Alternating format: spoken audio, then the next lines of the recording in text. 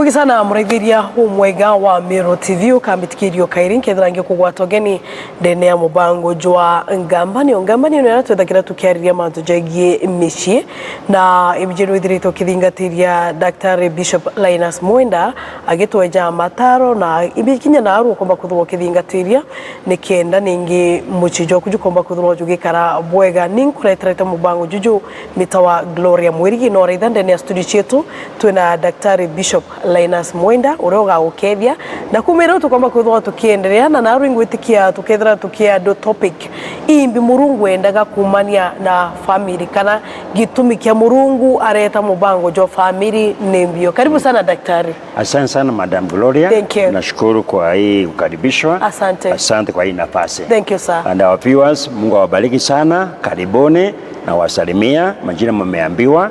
Naitwa Bishop Dr. Linus Mwenda, Deliverance Church Meru Makutano, na ni furaha yangu kila wakati kuwa na nafasi kama hii tuweze kuongea pamoja. Amen. Yes. Karibu sana daktari. Yes. Yeah, asante. Wiki iliyopita, last week, tulianza kuongea mambo ya God's purpose for marriage. Kusudi la Mungu kwa ndoa. Kwa sababu Mungu wetu ni wa mpango. Yeah. Kila kitu ambacho anafanya anakuwa na kusudi. Na tukasema mambo matatu kwa haraka wale ambao hawakuweko ambao wamesahau. Kwanza tunasema ya kwamba ndoa ni mpango wa Mungu. Marriage is God's plan. Sio mawazo ya mwanadamu. Na this plan has a purpose. Kuna vile Mungu alitaka na mpango wake. Namba 2 tukasema ya kwamba ndoa kwa mpango wa Mungu is one man, one woman for life. Hii mambo ambayo tunasikia sijui mpango wa kando, sijui mwanamke anaoa na mwanamke, mwanaume anaoa mwanaume, hiyo si mpango wa Mungu, hiyo ni mpango wa shetani, haikubaliki hata kabisa. Alright. Hata ingine yote tunasikia kando na hii ambayo nimesema, mwanaume mmoja na mwanamke mmoja for life. For life. Hiyo ndio mpango wa Mungu. Na pia tukajiuliza maswali matatu. Swali ya kwanza uliza ni kwamba why should one marry? Ni kwa nini uoe na uolewe? Kuna sababu. Na tukajibu vile tulijibu na tuendelea kujibu. Ya pili tukauliza, do you have the marriage you need or you want? Kana kwa kuuma. Do you have the marriage you need, the marriage you want, ama sahi unasikia tu kutoka? Na ndio Bishop akaongea juu ya inzi ire ndene kioni kwine ndene nderigwa kumara ndebome ire bome rigwo tonye ndebwa ndene na tuvuga maybe kana kinya kuthwa marriage kugwa kuma ukomara mwenka Bishop ombe kuthwa gikwa dosi yongwa na ukomba kuthwa gituri in your family. Thank you. Hivyo ndio tulisema. Yes. Kwa hivyo tunasema kama mambo iende mzuri wewe vumilia. Kuna ndawa na ndawa inakuja. Amen. Kwa sababu Mungu anapopanga mambo tukimtii mambo inaenda mzuri. Na swali ya tatu kauliza ya kwamba do you have the marriage God wants for you? Kwa sababu ndoa ni mpango wa Mungu.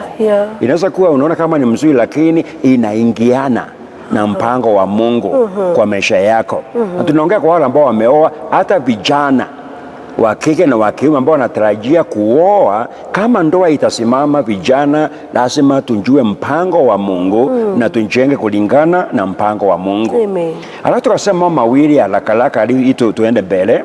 Tukasema purpose, kusudi la ndoa. Number 1 is to mirror the image of God. Ndoa iwe ni kama kioo.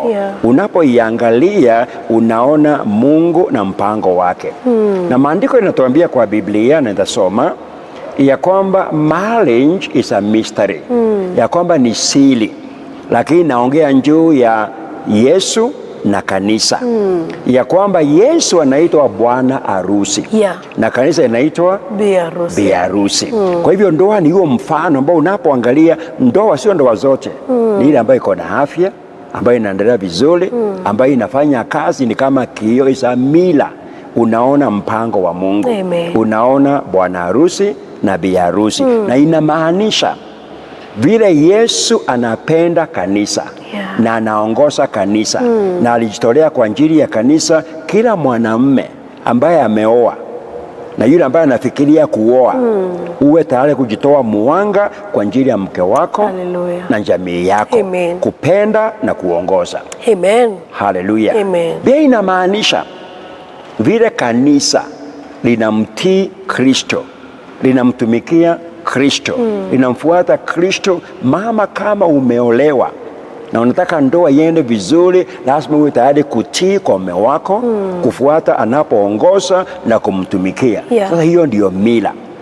Ya pili tukasema ya kwamba ndoa, kusudi la pili ni kuonyesha ya kwamba vile kuna management, ya kwamba Mungu apatia mume na mke authority, dominion, kutawala na kuongoza. He said, I give you dominion over everything.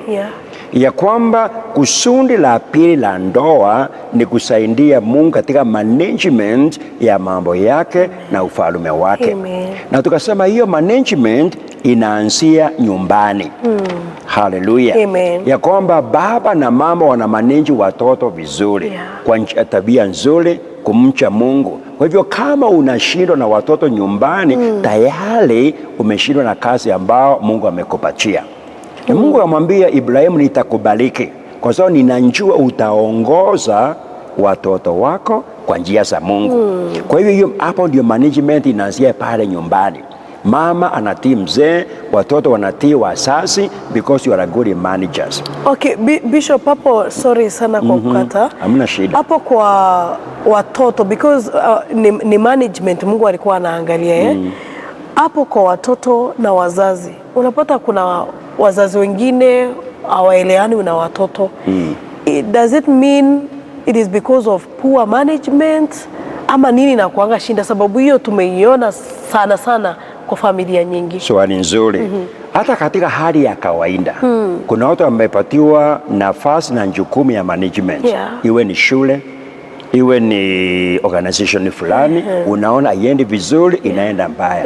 Na shule ingine inaenda vizuri.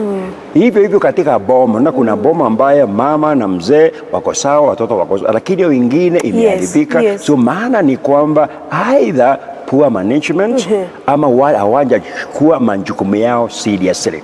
Kuna watu ambao wamepotelea kwa biashara, si mambo mbaya, si mambo mbaya. They are very basic kwa siasa, kwa biashara, kwa kazi, hawana nafasi na watoto. Wengine wanaondoka watoto wakiwa wamelala, by the time warudi watoto wamelala tena. Wengine kwa sababu hawana nafasi kabisa, watoto wakiwa wandogo wanapelekwa boarding school. Sasa hakuna nafasi. Okay. Hebu Bishop ongea hapo tena, sababu ya kukua very busy. Watoto wakiwa wadogo, hata mtoto wa class 3 unakuta amepelekwa boarding school. Kwa hivyo Bishop ni kutuambia kwamba huyo mtoto anapokuwa hajawahi discipliniwa na mzazi, ajui nini mzazi ana expect kutoka kwake. Tabia njema hajafundishwa, hajaona mfano. I get you sir. Umepata hiyo? Na shida ni kwamba kazi ni kama tennis ball. Ukiangusha itaruka tena. Jamii ni kama mayai, ukiangusha inapasuka. So wewe useme kwamba wacha niweke break watoto nifanye kazi kwanza, nitarudi kuongoza watoto, utakuta tayari umechelewa na imeharibika, mayai imepasuka. Kwa hivyo at the end of the day ni poor management. Ukaona shule inaendelea vizuri, kuna management. Ukaona kanisa inaendelea vizuri, kuna management.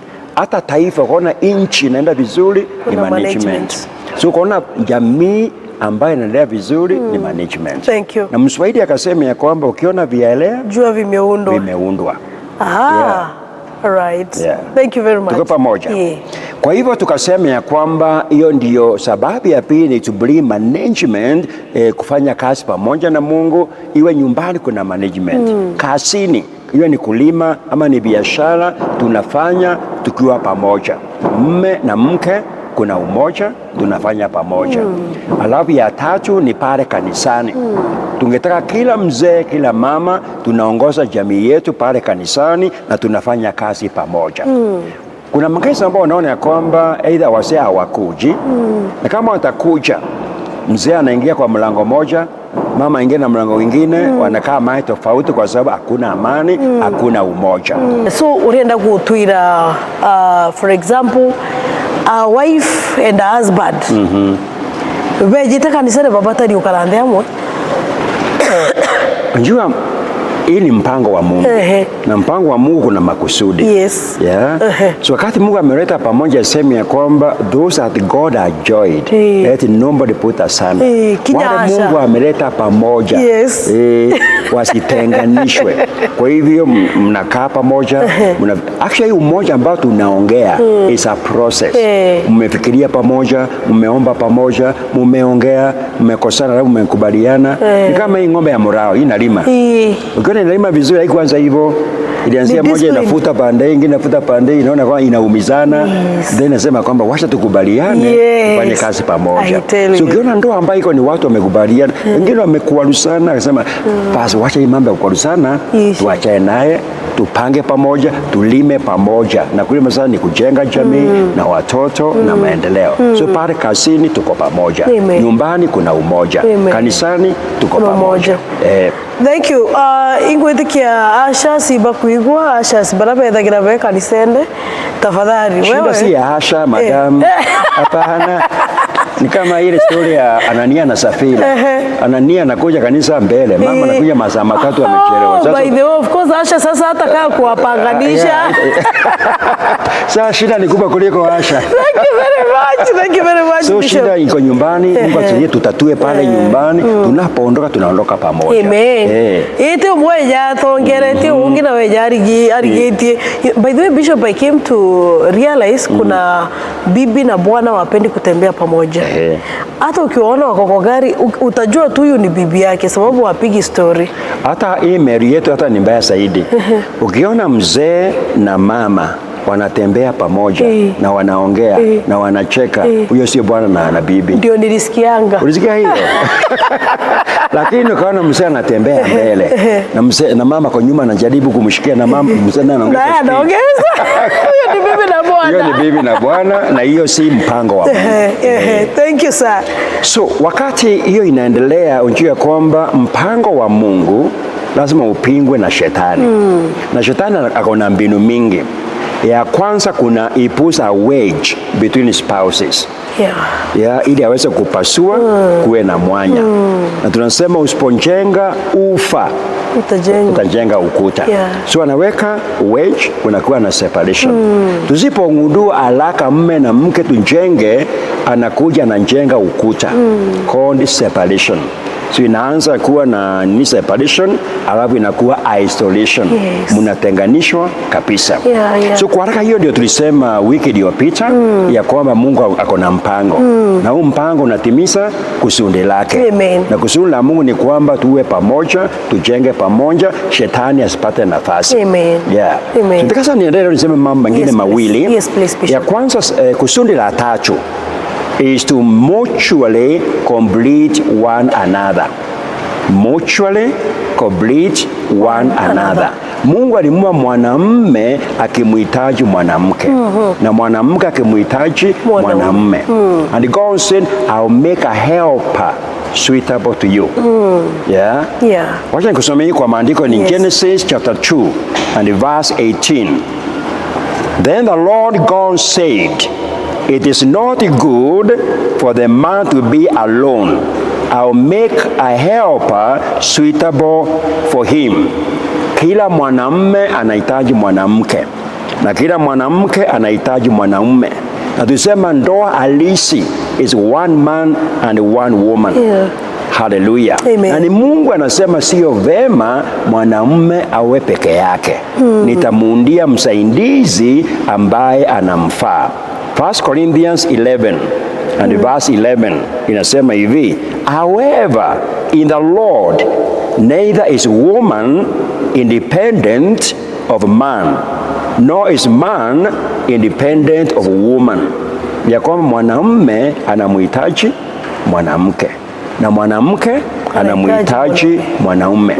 So Mungu akaona ya kwamba, na sio mwanadamu alifikiria, ni Mungu aliangalia akaona huu mzee Hata kama akona pesa, akona mali, anahitaji mtu wa kumsaidia. Akampatia mama ambaye anamfaa, ili ule upweke, loneliness, isiweko hata kidogo. Amen. Yeah? Amen. So it's in the family where the principles of unity and relationship are established. Na mahusiano ni njia mbili. Wao ni uhusiano na Mungu aliyekupea mme akupea mke, na uhusiano moja na mwingine. Na kitu ambayo inaharibu jamii zaidi is ubinafsi, selfishness. Yes. Kujifikiria na kujipenda, na mambo iwe kwangu, ufikiri mwingine. Sasa Mungu analeta ndoa ili iondoe selfishness, self-centeredness, na ilete umoja na uhusiano na ushirika, ili mme na mke wawili wawe kitu kimoja. Yeah. Na hapo ya mke na mume wawe kitu kimoja. Okay, I know that was the original plan, and that is the original plan of God. Mke na mume batu kiginto kimwe. But Bishop, ni kama ni ngumu sana kukua kitu moja.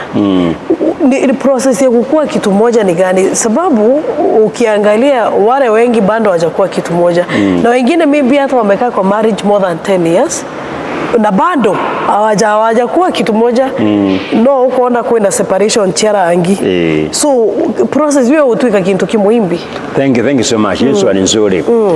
One ni kuamini ya kwamba kama ni Mungu amesema, inawezekana. Hakuna kitu Mungu amesema ambao ni impossible. It is true. Haisemekani rahisi, lakini inawezekana. Na kule kuwezekana, jambo la kwanza ni kuweka imani katika Mungu. Kama Mungu alisema, ninaamini itawezekana.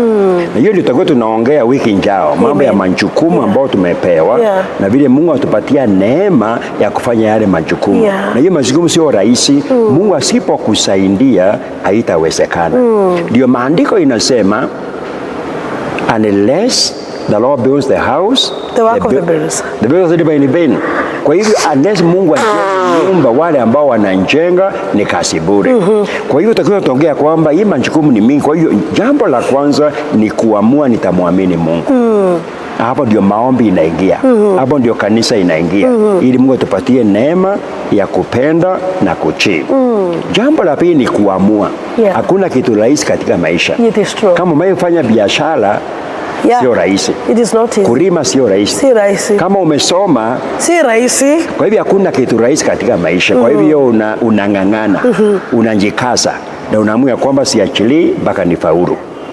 Swali la pili, daktari, utajua aje mmekuwa kitu kimoja? How will you know that now you are one? Very good. Hiyo si ngumu. Kuwa one inamaanisha kwamba mawazo imekuwa the same. Unakwamba mnapokuwa wachanga mnakosana zaidi. Mnakuwa na mawazo tofauti. Unataka kununua ng'ombe, unataka kununua gari, unataka kununua shamba, unataka kufanya hii. Lakini mnapoendelea unaona kwamba mawazo is coming closer. Kuna hitu naitaka triangle. Sasa Mungu anakuwa juu, msea kwa pande hii na mama pande ile nyingine. Unapomkaribia Mungu mnakaribiana. So utakuta kwamba kuna wakati ambao hata kama kwa keado, msea anaangalia mama, unaelewa nakwambia nini bila maneno. Wow, I think I love that. Naangaliana hivi na mna communicate kwa sababu unaelewa amesema nini. Exactly. Kwa sababu sasa loss imekuwa pamoja. So unaona kwamba ile mabishano imepungua. Tiwe to moria njani bio tagara muthuki kia thone and he was communicating something. Na muelewa pia amesema. Thank you very much, sir. Hata kuna wakati ambao msana ongeza mama na mwingine ambia anasema weka kidhibiti mwendo, slow down. Teremsha tempo. Thank you, sir. So hiyo ndio kusudi la tatu. Nasema ya kwanza is to mirror the image of God. Ya kwamba mme ana represent